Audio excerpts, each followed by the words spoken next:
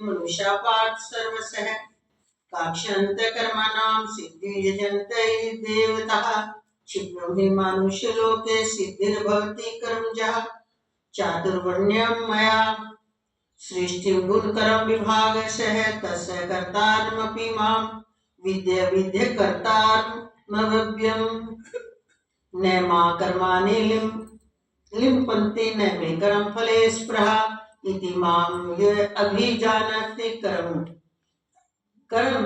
भिन्न स बध्यते एवं ज्ञात्वा कृतं कर्म पूर्वैरपि मुमुक्षुभिः कुरु कर्मेव तस्माद् त्वं पूर्वः पूर्वोत्तरं कर्तुं किं कर्मेति कवयो अयत्र मोहितः तत्ते कर्म प्रवक्ष्यामि यज् ज्ञात्वा मोक्षेषु अशुभात् कर्मणो यापि बोध्यव्यं च विक्रमणः अकर्मणश्च बोध्यव्यं गहना कर्मणो गतिः।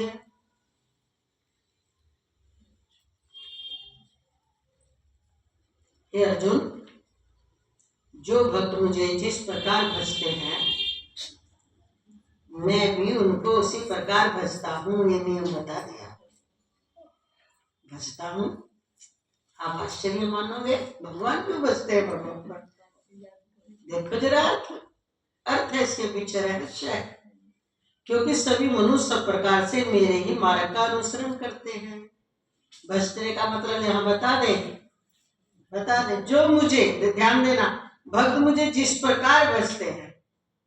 किस प्रकार? बहुत से तो मेरे भक्त ऐसे हैं बस देवी पितरों में लगे हुए हैं। कोई पितरों को मानता है, कोई भूतों को मानता है, कोई देवताओं को मानता है, बस वहीं तक उनकी दौड़ है। और कितने कैसे हैं आस्थावान हैं लेकिन संसार को ही, संबंधों को ही, माता पिता को, बहन को, भाई को, परिवार को, घर को, अपने बच्चों को वही सब कुछ मानने हुए हैं। तो बोले इन सब में मैं ही तो प्रकट हूं ना। तो वो तो इन सबको ही मान रहे हैं। तो इसलिए मैं भी इस अपने वास्तविक स्वरूप को प्रकट नहीं करता। वो जैसे मुझे जैसे बसता है उसको उल्टकर वैसा ही मैं भी स्थिति दे देता हूँ। बस ये भजना है भगवान का। क्योंकि मैं तो सर्वरूप हूँ। परमात्मा सर्वरूप आत्मा के रूप से। जो अपनी आत्मा को ना जानकर जानने की कोशिश नहीं करता है, सत्य को जानने की कोशिश नहीं करता, वास्तविक ज्ञान को पहचानने की कोशिश नहीं करता, अन्य देवी देवताओं में जिसकी आस्था टिकी हुई है या इस संसार में अन्य देवताओं में भी संसार में ही महत्व बुद्धि है, तो मैं भी उनको वापस वैसा ही लौटाता हूँ। ये भजन है। जैसा चाहता है जो उसको उल्ट कर, ये अर्थ है इसका। क्योंकि सभी मनुष्य सब प्रकार से मेरे ही मार्ग का अनुसरण करते हैं किसी भी रूप में, क्योंकि पूरा सृष्टि में तो मैं ही तो हूं। इस मनुष्य लोक में कर्मों के फल को चाहने वाले लोग, दे दिया ना नीचे, इस मनुष्य लोक में कर्म के फल को चाहने वाले लोग देवताओं का पूजन करते हैं, क्योंकि उनको कर्मों से उत्पन्न होने वाली सिद्धि शीघ्र मिल जाती है।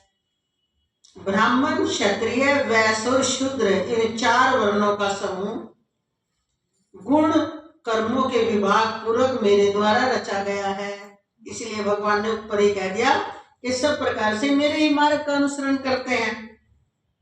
इस प्रकार उस सृष्टि रचना आदि कर्म का कर्ता होने पर भी मुझ अविनाशी परमेश्वर को तू वास्तव में अकर्ता ही जान। ये कला है भगवत भाव में, ईश्वर में ये कला है। सब खेल रच लेता है और वह भी मनुष्य को छूट है। मनुष्य को ये छूट ना होती तो गृहस्थ में तो कोई पार होता ही नहीं। फिर तो ये बात लिखने की जरूरत नहीं पड़ती जो वेदों में लिख दी, धर्म अर्थ काम मोक्ष, के धर्म में रहकर अर्थ कमाओ। और जिस प्रकार का धर्म में रहकर अगर अर्थ कमा लिया, समझ आगे धर्म में बेईमाना, चोरी, कपट, अशुद्ध अर्थ नहीं कमाना। धर्म तो हमें ये सिखाता है ना, जो हमारे शास्त्रों में आ गया है। अब धर्म में रहकर अर्थ कमाया अब उसमें जितनी भी इनकम हुई आपकी, शुद्ध अर्थ है ना आपका वो, तो उसके अनुसार काम यानी कामनाओं की पूर्ति करो। और जो इस प्रकार से अर्थ उस जितना जिसके पास है उससे कामना की पूर्ति करता है, तो करता करता प्रवृत्ति मार्ग से फिर धीरे धीरे उसे निवृत्ति यानी तत्व की तरफ जाना चाहिए, परमात्मा की तरफ बढ़ना चाहिए, तो उसका मोक्ष हो जाता है। लेकिन जिसके धर्म में ही अशुद्धता है, धर्म को जो जानता ही नहीं, जिसे बस हर तरीके से, और हम कितनी बार बताते हैं कि जो अर्थ कमाता है वही दोष वाला नहीं होता, जो फिर उसको पकाता है, यानी कि जो घर में लाया जाता है उसमें भी हमारे कितना बेईमाना चोरी और कपट हो जाता है। आप जानते भी होंगे, परिवार में हमें बोलने की जरूरत नहीं है, वहां भी आप कुछ भी गड़बड़ कर सकते हो। देवरानी जेठानी साथ हो तो आप उसमें भी मिलावट कर सकते हो, आप उसमें भी चोरी कर सकते हो, उसमें भी छुपा सकते हो। अपने बच्चों को बढ़िया दूध दे दोगे, जेठानी के बच्चों के लिए पानी डाल के छोड़ दोगे थोड़ा सा, चोरी तो वहां कर दी ना आपने। अपने पति को अच्छे से दे दोगे, सास ससुर को पानी डाल के पकड़ाए होगे। अर्थ की कमी है तो स्कोप है ना वहां भी बेईमाना करने का। इसलिए हमें हमेशा धर्म के परायण रहना चाहिए, नहीं तो ये छोटे छोटे पाप हम हर जगह खड़े होकर कर सकते हैं। हम साधु बन के भी कर सकते हैं, हम बच्चे रहकर भी कर सकते हैं, हम बड़े होकर भी कर सकते हैं, हम गृहस्थ में भी कर सकते हैं, हम पैसा कमाने में भी कर सकते हैं, हम उसका उपयोग करने में भी कर सकते हैं। इसलिए हमें धर्म के अनुसार अर्थ कमाना चाहिए। अर्थ मतलब हमारी जीविका, हमारा निर्वाह अर्थ से ही होता है सबका, और उसी मर्यादा में रह के कामना की पूर्ति करनी चाहिए। पाप कौन कराता है? भगवान ने पहले ही बोल दिया, काम। तो जिसके अंदर कामना ज्यादा है, इच्छाएं ज्यादा हैं, और धर्म के अनुसार अर्थ कमाने से पूर्ति होती नहीं है, तो कहाँ स्टार्ट करता है? बेईमाना 2 नंबर का काम कमाओ भाई। क्यों? कामनाएं पूरी नहीं हो रही, तो वो कैसा हो गया? अशुद्ध। इसलिए भगवान ने सब जीवों को रचना करके मृत्यु लोक में क्या उतारा? धर्म, अर्थ, काम, मोक्ष। तो उसी बात को लेकर यहाँ भगवान क्या बोल रहे हैं कि ब्राह्मण, क्षत्रिय, वैश्य और शूद्र, इन 4 वर्णों का समूह गुण और कर्मों के विभाग पर मेरे द्वारा रचा गया है। जाति किससे बनी है? 4 वर्ण बने हैं, जातियां अनेक हो गई, वर्ण 4 हैं। जिसका जैसा कर्म था पहले, जैसा भी किया, ब्राह्मण था, मान लो गिरता गिरता शूद्र वाला कर्म करने लगा, तो अब उसका कौन से वर्ण में आ गया? वो शूद्र था जाति का, तो इतने सुंदर कर्म किए ऐसे विधि विधान से मर्यादा में रहकर, तो वो किस उसमें आ गया? ये तो कलयुग में पहचान नहीं, इसलिए बोल देते हैं ब्राह्मण तो ब्राह्मण है, चाहे वो डेली शराब भी पीता हो, वो ब्राह्मण थोड़ी है। कर्म तो उसका गिर चुका, कर्म गिरा तो वो गिर गया, पर इस शरीर में तो मानना ही ब्राह्मण जाएगा, लेकिन अगला कर्म तो उसने शूद्र वाला बना दिया ना। अब शूद्र जाति में है, पूजा पाठ, भगवत भाव, सबका अपना अपने सबकी सेवा करता हुआ निष्काम भाव, प्रभु को देखना। अब देखो शूद्र जाति में होकर कितने उच्च कर्म बना रहा है, और अपने आप को क्या कहता है? प्रभु ये तो सब आपने कृपा की, मुझ पर सेवा करता हूँ मैं, तो सेवा करना तो ईश्वर देखकर सेवा करता हूँ। देखो कितना ऊंचा जाने लग रहा है। तो इसलिए भगवान की रचना जो है कर्म विभाग पर है, ना कि जाति विभाग पर है। जातियां बदलती रहती है। आज अगर आप शूद्र हो, अगली योनि ब्राह्मण बन सकते हो। ब्राह्मण यानी भगवान की प्राप्ति को जानने के अधिकारी। और आज ब्राह्मण हो, अगर कर्म में गड़बड़ करते चले गए तो आप अपनी जाति तो बिगाड़ोगे, साथ में भगवान से बहुत दूर हो जाओगे। इसलिए भगवान कहते हैं कर्म का त्याग नहीं करना चाहिए।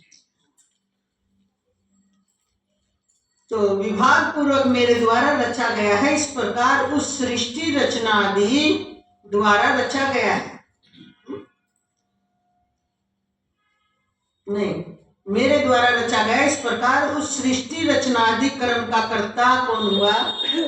क्योंकि जो प्लान बना के रचेगा ना, बोले मैं, तो ऐसा होते हुए भी मैं वास्तव में अकर्ता ही रहता हूँ, ऐसा जान भाई। ये खेल जिसको समझ आ गया वो कहीं नहीं फंसे, चाहे वो किसी भी जाति में है, चाहे वो किसी भी आश्रम में है, गृहस्थ आश्रम में है या ब्रह्मचारी आश्रम में है या वानप्रस्थ में है या संन्यास आश्रम, 4 आश्रम है, 4 वर्ण है।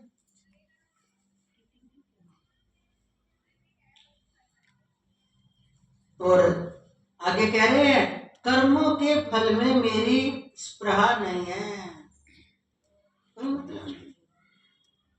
क्यों? कर्म करते हुए सावधानी है, इसीलिए फिर ये बात कही कर्म करने में तेरा अधिकार है, कर्म फल में तेरा अधिकार क्यों नहीं है? जिस भावना में, जिस हेतु से, जिस समय पूरा विचार करके जो कर्म किया है वो तो फीड हो चुका है। अब तेरी कर्म फल की आकांक्षा तेरे अनुसार फल थोड़ी मिलना है। इसलिए कहा कि हे मनुष्य, कर्म करने में तो तेरा अधिकार है, फल भोगने में तेरे अनुसार फल नहीं आएगा। नियंता शक्ति जो नियत की हुई है सृष्टि में, उसके द्वारा ही कर्म फल आना है। इसलिए भगवान कहा मेरी स्पृहा नहीं है। क्यों? सृष्टि रचना करना, पालन करना तो मैंने कर्तव्य संकल्प धारण किया हुआ है, लेकिन फल का तो मैं जीव हो जाऊंगा। ये तो जीव बना हुआ है कर्म फल का, इसलिए मुझे कर्म लिप्त नहीं करते। ये तरीका बता दिया, ये सभी के ऊपर लागू है। इस प्रकार जो मुझे तत्व से जान लेता है, या फिर तत्व शब्द प्रयोग कर दिया भगवान ने, वो मुक्त हो जाएगा। जिसको ये रहस्य समझ में आ गया, तत्व से कैसे जानना है कि हम अपने स्वरूप में रहते हुए, आत्म स्वरूप ही हमारा असली परिचय है, इसमें रहते हुए लोक संग्रह के लिए, लोक संग्रह माने दूसरे के कल्याण के लिए जो भी हमारे पास क्वालिटी है, मान लो धन है, धन भी लोक संग्रह में लगाए, मान लो ज्ञान है, ज्ञान भी लोक संग्रह के लिए बांटे, जो कुछ भी है, मान लो ज्ञान भी नहीं है, धन भी नहीं है, आपका तन है आपके पास, तन भी सेवा में ईश्वर रूप जानकर तन से सेवा निष्काम भाव से करे, तो ऐसा जो करता है स्वयं ईश्वर स्वरूप को ही देखता है, तो वो मुक्त हो जाता है।